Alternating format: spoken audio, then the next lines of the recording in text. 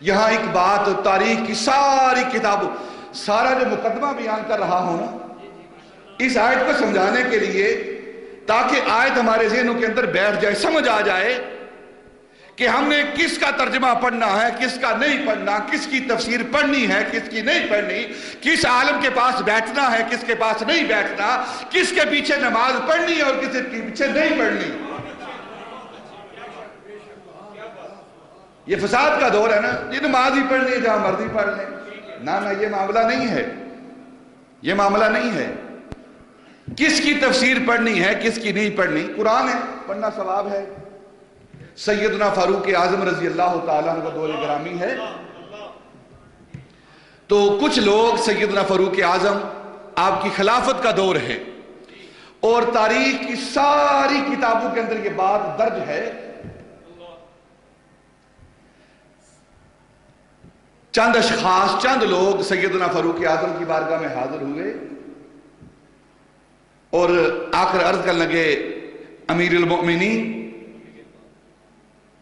ہماری محلے کی مسجد ہے، اس کا امام ہے، ہر روز فجر کی نماز کے اندر ایک ہی سورت کی تلاوت کرتا ہے، ایک ہی سورت پڑھتا رہتا ہے، ہر روز ایک ہی سورت وہ پڑھتا رہتا ہے۔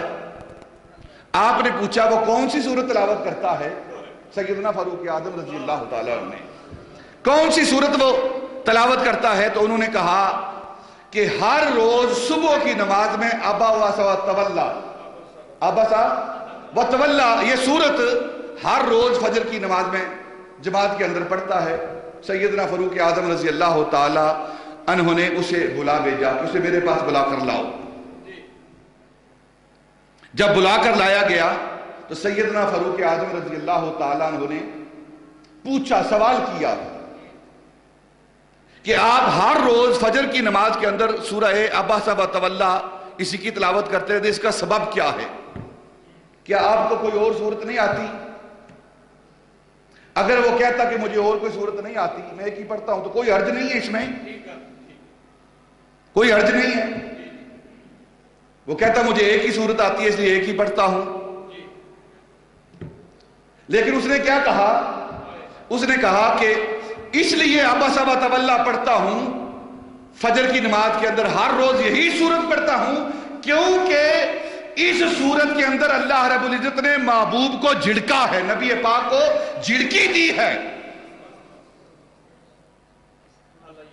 جھڑکی دی ہے۔ اس لیے اس جھڑکی کی وجہ سے جو محبوب پر عطاب کیا ہے، جو محمد عربی پر اللہ نے عطاب کیا ہے، اس عطاب کی وجہ سے میں یہی سورت پڑھتا رہتا ہوں۔ اب وہ کیا کر رہا ہے؟ نماز پڑھ رہا ہے، نماز کے اندر قرآن پڑھ رہا ہے، اللہ کا قرآن پڑھ رہا ہے۔ سیدنا فاروق اعظم کہہ دیتے جا چل کوئی بات نہیں، لیکن سیدنا فاروق اعظم رضی اللہ تعالیٰ نے فرمایا کہ ٹھہر جا۔ آپ اندر تشریف لے گئے، تلوار لے کر آئے، اس کا سر اس کے تن سے جدا کر دیا کہ وہ لوگ جو قرآن تو پڑھتے ہیں لیکن میرے محبوب کے بغض میں پڑھتے ہیں، وہ قرآن پڑھیں لیکن وہ جہنم کے قابل ہیں، وہ زندہ رہنے کے قابل نہیں ہیں۔ سوال یہ ہے کہ وہ شخص کیا کرتا تھا؟ قرآن ہی پڑھتا تھا نا، قرآن ہی پڑھتا تھا، نماز کے اندر عبس و تولا کی تلاوت کرتا تھا، لیکن پڑھتا قرآن تھا، دل کے اندر نبی پاک کی محبت نہیں، بغض تھا۔ سیدنا عمر فاروق نے فیصلہ کر دیا۔ اور پھر دوسری بات بھی آپ کے دور گرامی میں آئی ہے، ایک اور شخص، اس کی شکایت آئی کہ امیر المومنین ایک شخص ہے ہماری مسجد کے اندر، ہر نماز کے اندر سورہ اخلاص پڑھتا ہے۔ سورہ، دیکھو معاملہ ایک ہی ہے، بظاہر ایک ہی معاملہ ہے، وہ بھی قرآن پڑھ رہا ہے، یہ بھی قرآن پڑھ رہا ہے، لیکن نیت کا فرق ہے، نیت کا فرق ہے۔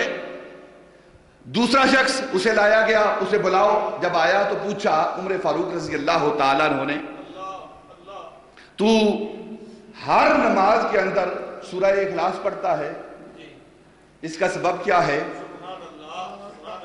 اس کا سبب کیا ہے؟ کیوں ہر نماز کے اندر سورہ اخلاص پڑھتا ہے تو کہنے لگا حضور بات یہ ہے کہ میں سورہ اخلاص پڑھتا ہوں، اس میں میرے اللہ رب العزت کی شانیں بیان ہوئی ہیں، میرے خدا کی شانیں بیان ہوئی ہیں، مرتبے بیان ہوئے ہیں، اس کی توحید کا ذکر ہوا ہے، اس کی ربوبیت کا ذکر ہے، صمدیت کا ذکر ہے، اس کی شانیں بیان ہوئی ہیں، اور میں اس کی شانوں کو سامنے رکھ کر ہر روز یہی تلاوت کرتا ہوں۔ سیدنا عمر فاروق نے فرمایا جا تو ہر نماز کے اندر یہی تلاوت کیا کر۔ ایک پڑھ رہا ہے قرآن، اس کو قتل کیا جا رہا ہے، اس کی گردن اس کے تن سے جدا کی جا رہی ہے، اور ایک قرآن کو پڑھ رہا ہے، سیدنا فاروق اعظم فرماتے ہیں جا تو یہی پڑھتا رہے۔ جو قرآن نبی پاک اور اللہ کی محبت میں پڑھا جائے وہ پڑھنے کے قابل ہے، اور جو قرآن نبی پاک کے بغض میں پڑھا جائے وہ انسان قرآن تو پڑھتا ہے لیکن نبی پاک صلی اللہ علیہ وسلم کی حدیث کے مطابق قرآن اس پر لعنت بھیجتا ہے۔ رب تالی القرآن، بہت سارے لوگ قرآن پڑھتے ہیں لیکن قرآن ان پر لعنت بھیجتا ہے۔